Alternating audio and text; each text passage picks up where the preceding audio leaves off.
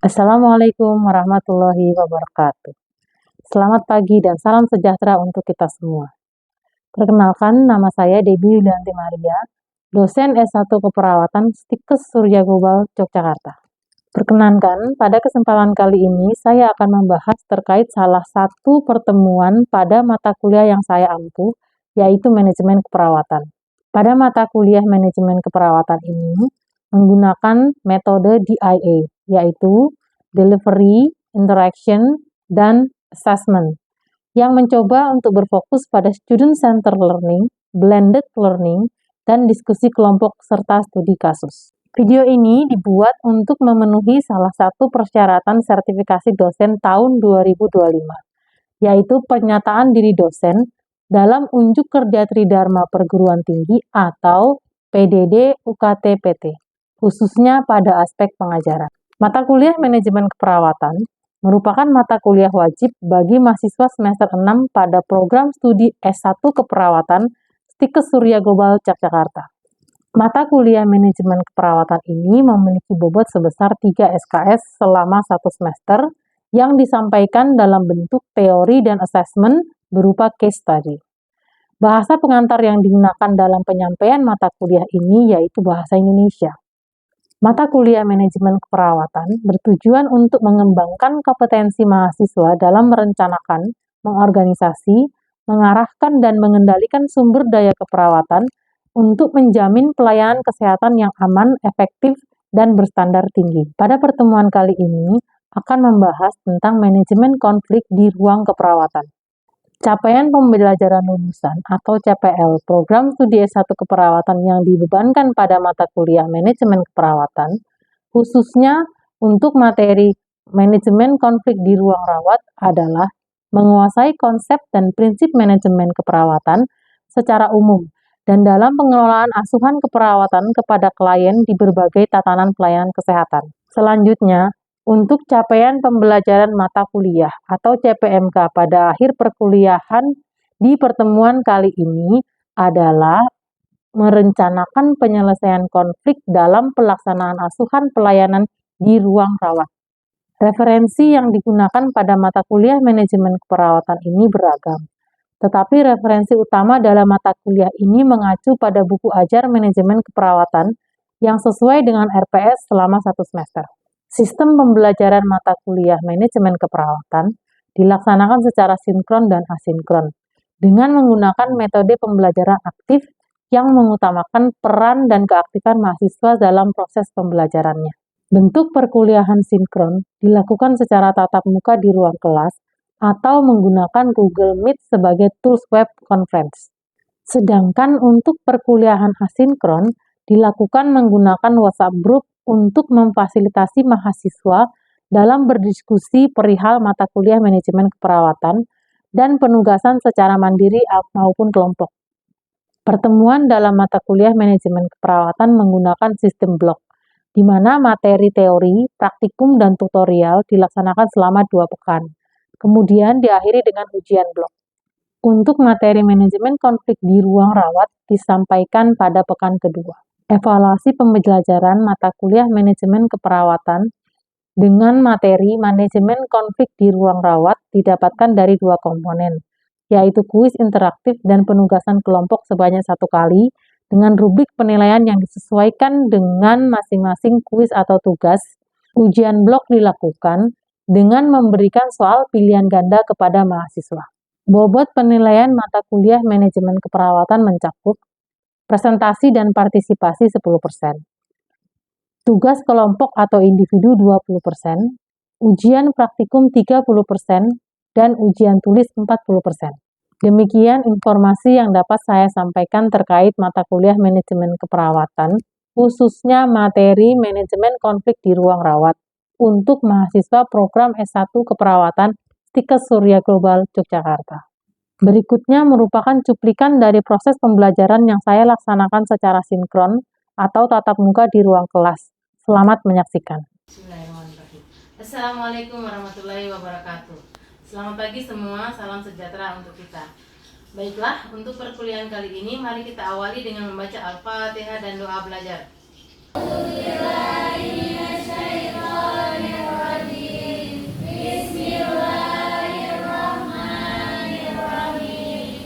Baiklah, untuk pertemuan ke-8 dari mata kuliah manajemen keperawatan ini, saya akan membahas mengenai manajemen konflik di ruang rawat. Kata kunci untuk manajemen konflik adalah bagaimana sikap yang diambil dalam menghadapi konflik. Jika konflik itu dikelola dengan baik, maka akan dihasilkan penyelesaian yang positif dalam kinerja dan layanan. Sebaliknya, jika salah dalam menyikapi suatu konflik, maka akan dapat berakibat kerusakan. Untuk bidang keperawatan, konflik terjadi pada tatanan asuhan keperawatan yang berimbas pada mutu layanan dan tingkat kepuasan. Sebelum kita lanjutkan membahas tentang manajemen konflik, saya mau tanya, apa itu konflik? Perselisihan, permusuhan, perdebatan, ketidaksesuaian, pertentangan, dan seterusnya. Intinya ada masalah. Apa itu masalah? Yaitu suatu keadaan di mana kenyataan tidak sesuai atau berbeda dengan keinginan atau kehendak atau harapan. Apakah masalah akan hilang jika harapan dan keinginan dihapuskan? Tidak. Sumber penyebabnya bergantung pada situasi atau keadaan yang ada. Jadi, konflik adalah suatu proses sosial ketika dua orang atau lebih atau satu kelompok terlibat dalam pertentangan atau perselisihan karena adanya perbedaan kepentingan, tujuan, atau pandangan. Untuk keperawatan, konflik bisa terjadi di antara sesama perawat atau antara perawat dengan profesi lain, dengan pasien atau dengan keluarga pasien. Apa-apa saja yang bisa menjadi sumber konflik? Kesimpulan dari ketiga faktor ini adalah konflik bermula dari perbedaan nilai, persepsi, status, dan tujuan. Lalu terjadi masalah komunikasi, masalah tanggung jawab dan peran. Ditambah lagi adanya faktor keterbatasan sumber daya, adanya otorisasi kebijakan dan diskriminasi reward. Lanjut, jenis-jenis konflik ada 3. 1. Konflik intrapersonal, yaitu konflik yang terjadi pada individu itu sendiri. Kedua, konflik interpersonal, konflik yang terjadi antara 2 orang atau lebih. Yang ketiga, konflik intergroup, yaitu konflik yang terjadi pada satu kelompok atau satu organisasi. Bagaimana proses terjadinya konflik? Ada 5 tahapan. 1. Konflik laten, yaitu tahap awal di mana potensi konflik sudah ada. Yang kedua, konflik yang dirasakan, mulai ada ketidaksetujuan dan mulai ada ketegangan, ya, disertai adanya ancaman. Yang ketiga, konflik yang dinampakkan, muncul perdebatan, konfrontasi, dan mulai adanya negosiasi.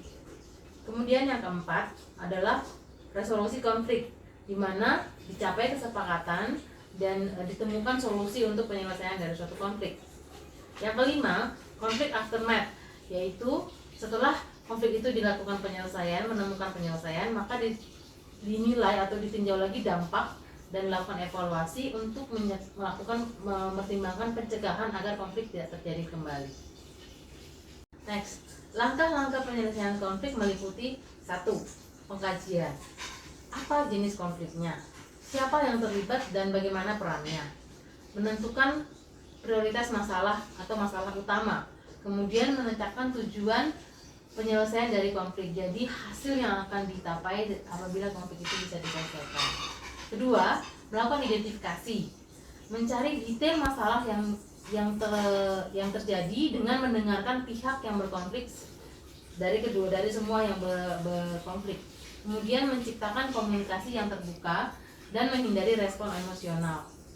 Ketiga, yaitu dengan melakukan intervensi. Jadi pihak ketiga mengutamakan hasil solusi yang baik dengan strategi yang positif. Kemudian melakukan evaluasi dan mengambil pelajaran dari konflik yang terjadi. Strategi apa saja yang bisa dilakukan dalam menyelesaikan suatu konflik? Ada 5. Pertama, disebut sebagai avoiding, menghindar. Jadi pihak-pihak yang terkait menghindari konfrontasi langsung untuk menenangkan diri. Bisa juga karena konflik itu tidak terlalu merugikan, jadi bisa dihindari. Yang kedua, accommodating. Jadi salah satu pihak mengorbankan diri untuk memenuhi kepentingan pihak yang lain. Yang ketiga, competing atau kompetisi, di mana salah satu pihak berusaha memenuhi kepentingannya sendiri dan mengabaikan kepentingan orang lain, di mana salah satu pihak itu lebih mendominasi. Kemudian yang keempat, yaitu compromising atau negosiasi, di mana kedua belah pihak mengorbankan keinginan mereka untuk mencapai solusi yang dapat diterima bersama. dikatakan sebagai lose-lose solution. Kemudian yang terakhir adalah kolaborasi atau collaborating, di mana kedua belah pihak bekerja sama untuk mencapai tujuan dan solusi yang memuaskan semua pihak, disebut juga win-win solution. Pembahasan manajemen konflik intinya adalah bagaimana pengelolaan konflik itu dilakukan, di mana langkah-langkah yang diambil dapat menciptakan mufakat dan hal-hal yang positif. Pengelolaan konflik itu ada dua macam. Yang satu pertama yaitu bersifat destruktif, di mana adanya ancaman, paksaan, kekerasan. Yang kedua bersifat konstruktif, menciptakan suatu hubungan yang terjaga dan interaksi yang harmonis. Adapun beberapa faktor yang mempengaruhi manajemen konflik terkait dengan karakter individu yang mempengaruhi secara gender atau jenis kelamin, kemudian bagaimana kemampuan manajemen untuk mengatasi atau mengambil sikap dalam penyelesaian konflik. Hasil manajemen konflik yang bersifat positif dapat menjadi sumber energi dan kreativitas bila dikelola dengan baik, sedangkan hasil yang negatif yaitu hilangnya kerjasama dan kreativitas jika konflik menjadi luas. Berikut contoh kasus manajemen konflik. Seorang nurse Dahlia yang masih muda telah menjadi kepala ruangan di tahun ketiga bekerja di sebuah rumah sakit.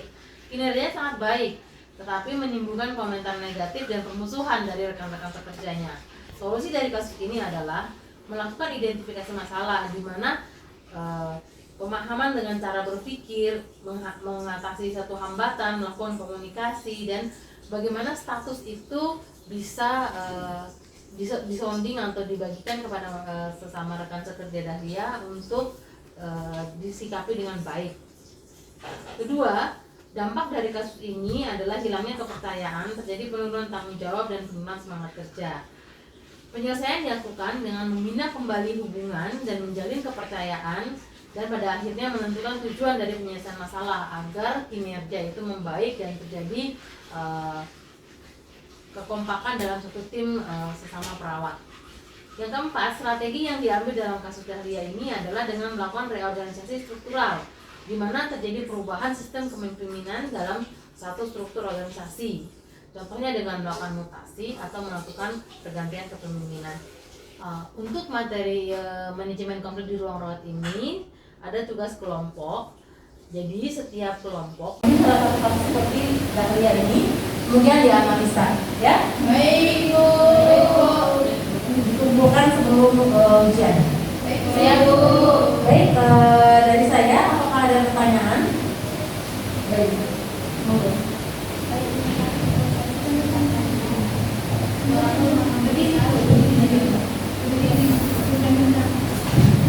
Baik, terima kasih atas kesempatannya. Saya ingin bertanya, bagaimana cara kita mencegah terjadinya suatu konflik? Baik, terima kasih untuk pertanyaannya. Berikut ada beberapa kegiatan yang dapat dilakukan untuk mencegah terjadinya konflik. Pertama, institusi organisasi membuat aturan dan pedoman yang jelas yang dipahami oleh semua pihak agar konflik bisa dihindari. Yang kedua, mengusahakan bagaimana solusi yang ditemukan atau pencapaian penyelesaian dari konflik itu secara damai. Kemudian bagaimana edukasi kepada semua pihak menghadapi konflik itu dengan tenang dan mempertahankan komunikasi dua arah.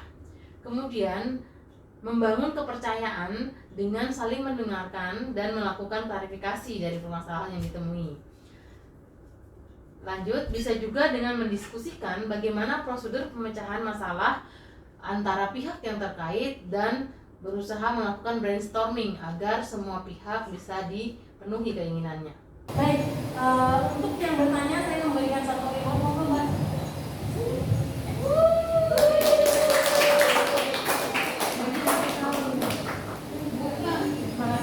Saya kira cukup untuk pemaparan materi kuliah hari ini. Jika masih ada pertanyaan terkait tugas atau yang lainnya, bisa disampaikan melalui WhatsApp group. Baik, kita akhiri perkuliahan pagi ini dengan mengucapkan hamdalah dan doa penutup majelis.